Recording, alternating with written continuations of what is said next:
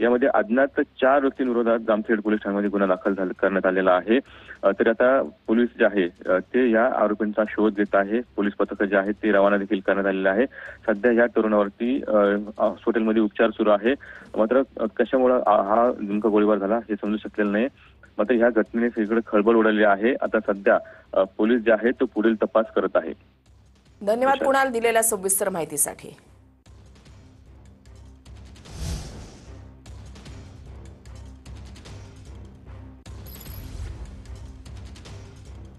रोहित पवार यांनी ट्विट केलेलं आहे। त्यांनी ट्विट करत असं म्हटलेलं आहे,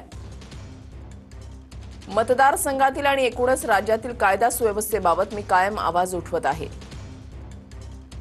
गुन्हेगारांना कायद्याचा आणि पोलिसांचा धाक उरलेला नाही। नागरिकांना जीव मुठीत घेऊन दहशतीमध्ये राहावं लागतंय। जामखेडमध्ये रात्री 10:15च्या सुमारास एका हॉटेल व्यावसायिकाच्या मुलावर गोळीबार झाला। यात तो गंभीर जखमी झाल्यानं त्याला उपचारासाठी अहिल्यानगरला हलवण्यात आलं। अशा घटनेमुळे शहराच्या शांततेला गालबोट लागतं।